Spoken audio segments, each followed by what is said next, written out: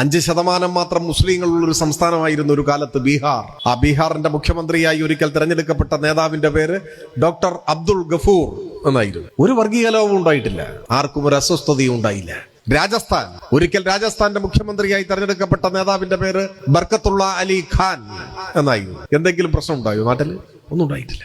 മഹാരാഷ്ട്രയിൽ ഒരിക്കൽ അബ്ദുൾ റഹ്മാൻ അന്തുലെ മുഖ്യമന്ത്രിയായി സത്യപ്രതിജ്ഞ ചെയ്തു. ഇന്ത്യയിൽ ആദ്യമായി ഒരു മുസ്ലിം വനിത മുഖ്യമന്ത്രിയായി അധികാരമേറ്റത് ആസാമിലാണ്. ഡോക്ടർ സെയ്ദ അൻവർ തൈമൂർ. ആസാം മുസ്ലിം ഭൂരിപക്ഷ സംസ്ഥാനമല്ല. 3 തവണ പോണ്ടിച്ചേരിയുടെ മുഖ്യമന്ത്രിയായ നേതാവിന്റെ പേര് MOH ഫാറൂഖ് എന്നായിരുന്നു. 2 മാസമെങ്കിൽ 2 മാസം കേരളത്തിൽ CH മുഹമ്മദ് കോയയും മുഖ്യമന്ത്രിയായി. ഇവരെയൊക്കെ രാഷ്ട്രീയമായി വിമർശിച്ചിട്ടുണ്ടാവാം, പക്ഷേ അവരുടെ മതം നമ്മുടെ സമൂഹത്തിൽ ഏതെങ്കിലും തരത്തിലുള്ള അസ്വസ്ഥതകൾക്ക് കാരണമായിട്ടേയില്ല. ഏറ്റവും ഒടുവിൽ ഒരു പതിറ്റാണ്ട് ഇന്ത്യയുടെ പ്രധാനമന്ത്രിയായ നേതാവിന്റെ പേര് മൻമോഹൻ സിംഗ് എന്നാണ്. അദ്ദേഹത്തിനെതിരെ നിരന്തരം സമരങ്ങൾ ചെയ്തിട്ടുണ്ട് നമ്മൾ, പ്രത്യേകിച്ച് 2ാം UPA കാലത്ത്. പക്ഷെ അയാൾ സിഖുകാരനാണ് എന്നത് ഇന്ത്യയിലെ ഏറ്റവും ചെറു ന്യൂനപക്ഷ മതമല്ലേ സിഖ്. നമ്മുടെ രാജ്യത്ത് എവിടെയും വർഗീയമായ ധ്രുവീകരണത്തിന് കാരണമായിട്ടില്ല.